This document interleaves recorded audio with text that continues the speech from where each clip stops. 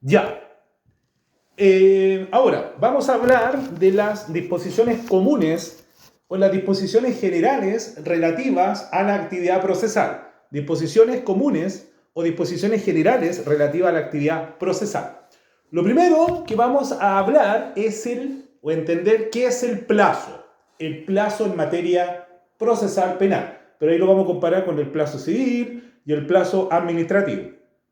Primero, ¿qué es el plazo? Concepto. El plazo es el espacio de tiempo fijado por la ley, el juez o las partes para el ejercicio de una facultad o la realización de un acto jurídico procesal dentro del proceso. Repito, el plazo es el espacio de tiempo fijado por la ley, el juez o las partes para el ejercicio de una facultad procesal o la realización de un acto jurídico procesal dentro del proceso. Ese es un concepto estándar de plazo. Ahora, en materia procesal penal, el plazo tiene su propia regulación. Primero hay que ir al artículo 14 del Código Procesal Penal, que nos habla de los días y horas hábiles en materia penal.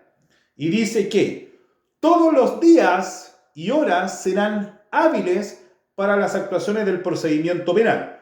Todos los días, dice, ojo, todos los días serán hábiles para las actuaciones del procedimiento penal. Y dice, y no se suspenderán por la interposición de feriado. Y el inciso segundo dice, no obstante, cuando un plazo de días concedido a los intervinientes venciere en día feriado, se considerará ampliado hasta las 24 horas del día hábil siguiente si no fuere feriado. Entonces, ¿qué podemos señalar acá? En el proceso penal se altera la regla del proceso civil, que conforme a lo que señala el artículo 66 del Código de Procedimiento Civil, señala que se entenderán suspendidos los plazos durante los feriados. O sea, ¿qué días son los feriados? Los que aparecen en rojo, domingo y festivo. Pero el artículo 59 del Código de Procedimiento Civil señala que respecto a las actuaciones judiciales, establece que éstas tendrán lugar solamente en días y horas hábiles, o sea, entre las 8 y las 20 horas. Entonces, vamos recapitulando. En materia civil, los plazos que vencen en días feriados, domingos o feriados, ¿no es cierto?, se suspenden durante los feriados. En cambio, en materia penal, no se suspenden. Esa es la diferencia. ¿Ya?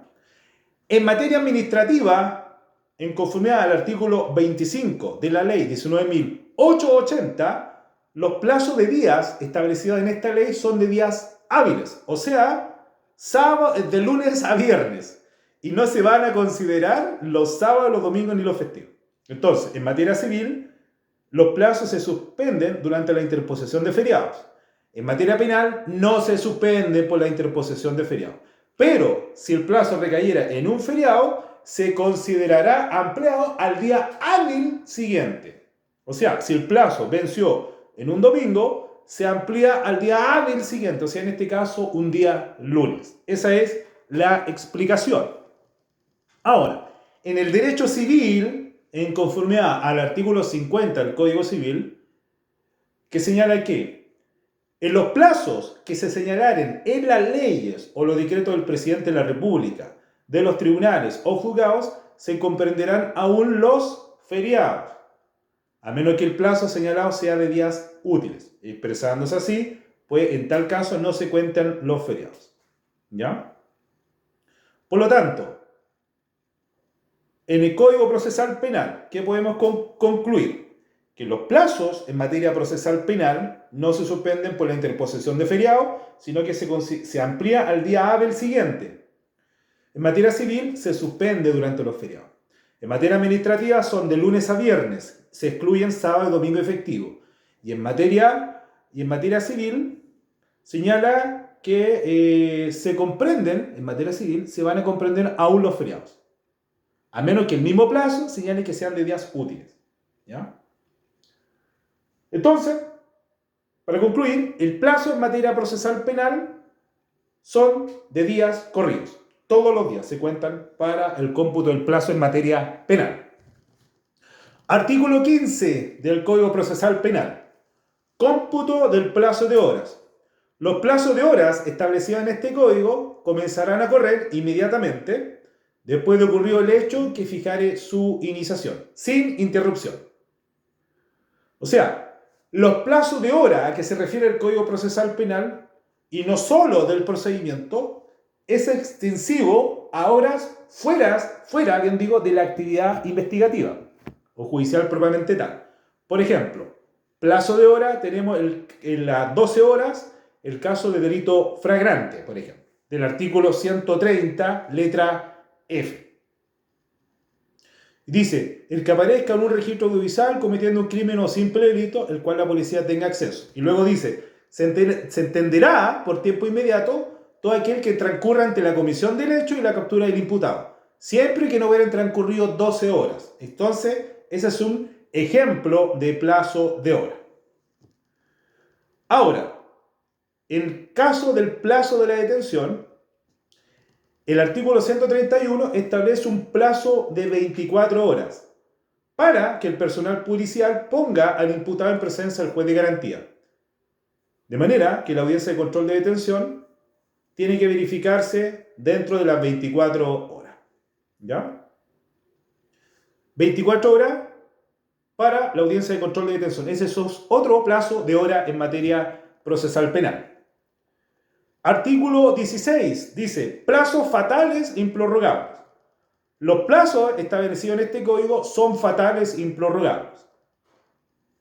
O sea, la regla general en materia procesal penal es que los plazos en materia procesal penal son fatales inclusive para el tribunal y son improrrogables, lo que en materia civil no ocurre. En materia civil los plazos establecidos para el tribunal no son fatales. ¿Por qué? Si el tribunal se demora en dictar una sentencia en un juicio ordinario de 60 días, nada que hacer. En cambio, en materia procesal penal son fatales. Y además de ser fatales, son improrrogables. Ahora, que sea prorrogable, podría proceder que fuera prorrogable. Pero la regla general es que sean fatales e improrrogables. Se podría prorrogar de manera excepcional, como el caso del artículo 14. Como lo que pasó en Fiestas Patrias, cuando un plazo de días concedido a los intervinientes venciera en días feriados, por ejemplo, el 19 de septiembre, se considerará ampliado hasta las 24 horas del día hábil inmediatamente siguiente que no fuere feriado. Por ejemplo, si la interposición de un recurso de nulidad venciera en domingo, se considera ampliado hasta el día hábil siguiente, o sea, el lunes. ¿Ya? Artículo 17. Nuevo plazo. El que por un hecho, dice el 17, el que por un hecho que no le fuera imputable por defecto en la notificación, por fuerza mayor o caso fortuito, se hubiera visto impedido de ejercer un derecho o desarrollar una actividad dentro del plazo establecido por la ley, podrá solicitar al tribunal un nuevo plazo, el que le podrá ser otorgado por el mismo periodo. Dicha solicitud deberá formularse dentro de los 5 días siguientes a aquel que hubiese cesado el impedimento. ¿Ya? Renuncia a los plazos. Artículo 18 dice, los intervinientes en el procedimiento podrán renunciar total o parcialmente a los plazos establecidos en su favor por manifestación expresa. ¿Ya? Esto es en cuanto a los plazos establecidos en materia procesal penal. ¿Qué más dice? Los plazos, las comunicaciones entre autoridades. Luego dice las notificaciones, las citaciones, las resoluciones y el deber de fundamentación. Ahora, vamos a ver en qué consiste someramente la comunicación. Vamos a leer un par de artículos. Esta materia no se pregunta tanto, pero hay que tener al menos una idea general. Comunicaciones entre autoridades. Dice el artículo 19 del Código Procesal Penal. Requerimiento de información, contenido y formalidades. Y dice, cito textual, artículo 19, todas las autoridades y órganos del Estado deberán realizar las diligencias y proporcionar sin demora la información que le requiriera el Ministerio Público, los tribunales con competencia penal. El requerimiento contendrá la fecha, el lugar de expedición, los antecedentes necesarios para su cumplimiento, el plazo que se otorgare para que se lleve a efecto y el deber del fiscal o del tribunal requiriente. Vamos a leer lo medular. Artículo 20. Solicitudes entre tribunales. Cuando un tribunal debe requerir de otro la realización de una diligencia dentro del territorio jurisdiccional de éste, le dirigirá directamente la solicitud sin más menciones que las indicadas en las precedentemente. ¿Ya? Eso básicamente. Luego, en cuanto a las comunicaciones del Ministerio Público, ¿qué podemos señalar? Vamos a leer también someramente. Artículo 22. Comunicaciones del Ministerio Público. Cuando el Ministerio Público estuviera obligado a comunicar formalmente alguna actuación a los demás intervinientes, deberá hacerlo bajo su responsabilidad por cualquier medio que resultare eficaz. O sea, como no es una resolución judicial, lo que hacen los fiscales es comunicar. No notifican, sino comunican. ¿Ya? ¿Qué más? Notificaciones y citaciones judiciales. Vamos a leer igual someramente el código, algunos artículos. Dice el artículo 24. Las notificaciones de las resoluciones judiciales se realizarán por los funcionarios del tribunal que la hubiera dictado o que hubiera designado para cumplir dicha función. El tribunal podrá ordenar que una o más notificaciones se practiquen por otro ministro de fe. O sea, a diferencia de lo que ocurre en el proceso civil, que la notificación por regla general la practica el receptor, en materia procesal penal hay otros ministros de fe. Por ejemplo, la puede practicar Gendarmería de Chile respecto al imputado privado de libertad, la puede practicar Carabinero también, la puede practicar la PDI, por ejemplo. ¿Ya? En cuanto al contenido, la notificación deberá indicar una copia íntegra de la resolución que se tratare, con la identificación del proceso en que recayere, entre otros. ¿Ya? El artículo 26 señala que los intervinientes en el procedimiento penal deberán señalar un domicilio conocido dentro del radio urbano del tribunal. Si no lo hicieren, todas las notificaciones que se practiquen se entenderán notificadas por estado diario. Eso es lo que dice en términos someros el 26. El 27, en cuanto a la notificación al Ministerio Público, señala que el Ministerio Público será notificado en sus oficinas, para lo cual deberá indicar un domicilio dentro de los límites urbanos donde funciona el tribunal. Básicamente lo mismo. En cuanto a la notificación a los otros intervinientes, las notificaciones deberán ser hechas a este, salvo que la ley del tribunal dispusiera otra cosa. ¿Ya? Y en cuanto al imputado privado de libertad, las notificaciones se le practicarán por medio de Gendarmería de Chile, lo que dice el artículo 29. ¿Ya?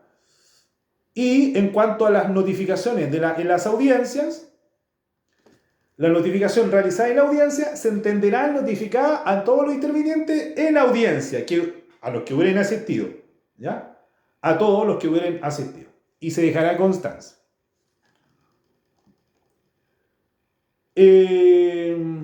Eso. Y en todo lo no previsto anteriormente serán aplicables las notificaciones del Código de Procedimiento Civil en virtud del artículo 52, que hace aplicable las normas comunes a todo procedimiento civil al proceso penal, en todo lo que no se opusiera a esto. ¿Ya? Eso es en cuanto a las notificaciones. En cuanto a las citaciones,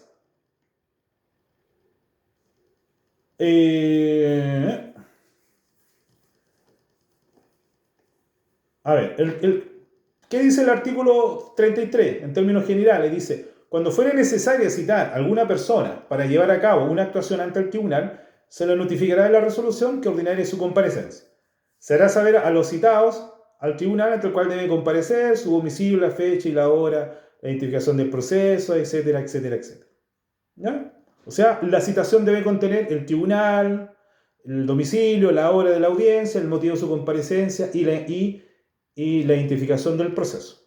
¿Ya? En cuanto a las resoluciones, el artículo 34 del Código Procesal Penal señala que en el ejercicio de sus funciones, el tribunal podrá ordenar directamente la intervención de la fuerza pública y disponer todos los medios necesarios para el cumplimiento de las resoluciones que dictare.